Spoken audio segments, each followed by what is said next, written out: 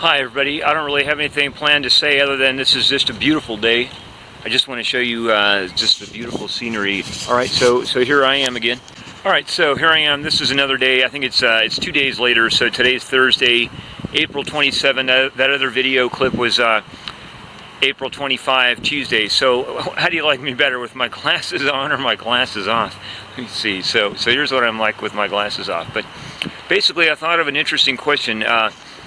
Which would you rather have if you could only have one of these two items? Either a pair of binoculars, and I mean it could be any type, like either 8 power or 12 power or whatever binoculars, or would you rather have like a digital camera like I'm using? Okay, well, I'm going to put these glasses back on, but I thought about the advantages and disadvantages of the two. So with binoculars, you never need battery power. And you know, you can just use them all the time. I mean, anytime you want. With a camera, you can do some of the things you can do with binoculars. Like you can zoom in on things, but you're using up your battery when you do that. But you can also take a picture, and then you've got a record of it, and you can like expand it up, you know, crop it up and see things in detail. All right, this is much later now. I think this is around June 10th or something. But I was filming this other, recording this other thing way back in late April, so this is a continuation. And I think I will edit this together and post it today. So yeah, this is the camera. This is the digital camera that I was using to film those earlier clips, you know, out on that parking lot. So this is a what they call a tough camera. It's waterproof, dustproof, shockproof, crush-proof, and freeze-proof. So you can drop it from a height of about like 2 meters or something, and you could theoretically have 100 kilograms or 220 pounds of weight on it, and it wouldn't crush. This is metal. I think it's like steel or some alloy, and then it's, like I said, it'll go down to 14 degrees or 0 degrees Fahrenheit. Is it? No, 14 degrees Fahrenheit, or no, minus 14 Celsius and 0 Fahrenheit or something like that. You can get it down really cold, and then you can go underwater to 10 meters with this, which is about 33 feet, I think. And of course, if it's waterproof, it's going to be dustproof. So nice camera, very nice. I feel confident taking this out and around because I don't feel like I'm going to get it, you know, goofed up if I get it wet or I bump it around a bit. It's a very nice idea. Okay, so these are the binoculars. These are Tasco binoculars. They cost me about $20 at a photo and video shop, and they are 8 power binoculars, and they have like this diopter adjustment where you can, if your eyes are unequal or whatever, you can adjust those to fine tune it, and then you adjust the focus on them. And they're not too heavy. They come with a little case, and they're you know, like I said. So anyway, as I was starting to say in my earlier video on the parking lot, both of these have their own advantages and disadvantages. And the thing about a camera, not only do you run down the battery, but you have to keep charging the battery. And I guess you can use both of these together. By the way, I tried to start a fire a little while ago with a pair of binoculars to see if it could be done. And it does focus the light down to a fine point, but it's just not small enough to get hot enough. I focused it on some cotton, a ball of cotton, and it wouldn't ignite. But you know, and I tried to use a hand mirror to like direct the other thing, but because they're so parallel, I couldn't get that other beam of light directed onto the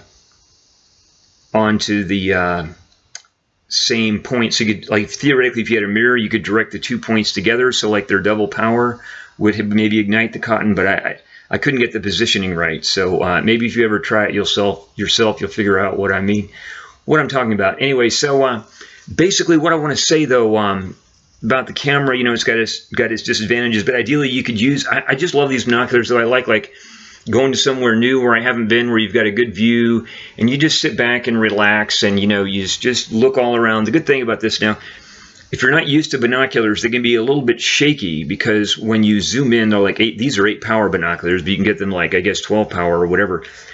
When you are that expanded, any little movement you make with the binoculars is exaggerated, so it gets shaky. But what you can do is sort of press them against your head a little bit, because your head will have a tendency to stay much more stable than your hands will, because the head is designed for being stable, because that's how you see, and everything you see out of your head through your eyes. So your head will be generally very stable. So if you press the binoculars against above your eyes, you know, this area of your head, that really stabilizes the binoculars. So the way these work, they have these little things here. They're like rubber. So your eyes and you don't ever touch the lenses with anything. These little rubber extendies, just rubberized things that extend out. So you can push that against your head and stabilize the binoculars with that. But like I said, you can use these in combination, the camera and the binoculars. Like if you just want to scope out things and see what you see without using up the battery power, you can look around with your binoculars, and then when you see what you like, you think you want to shoot something, take a photo or video record it, then after you've checked it out with the binoculars without using any battery power, then you can go ahead and turn on your camera and do that, use it without using up any battery power. So basically, I wanted to ask you this question. So if you had a choice, which would you rather have, a pair of binoculars or a digital camera? Well, the thing about a digital camera is obviously you can take photos and share them on social media, and you can record videos and put them on YouTube and so on. You can't do that obviously with binoculars, but binoculars are really nice. I mean, I like them. They're just fun. I didn't know how much fun they would be, but I was at a track and field meet earlier this year, and I just got out the binoculars before any of the big action had started, and I just took my time. I was standing up in the bleachers just checking everything out, and it was just such an enjoyable experience. I had so much fun with the binoculars.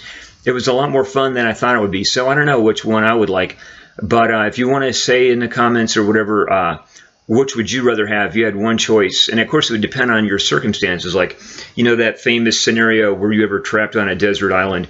Well, obviously you wouldn't even be able to recharge your batteries unless you had a solar charger or maybe a hand-powered crank generator charger. You wouldn't even be able to recharge your camera batteries, so you pretty much binoculars would be this, But binoculars, you can use these anywhere, I mean, you can go out in the woods and be away from civilization for days, never have to worry about your battery. Anyway, so I'm going to go ahead and cut this off. Hope you enjoyed the video. It's been a real fun pleasure making it, and I hope you have a great time. Thanks, and have a great time. All right.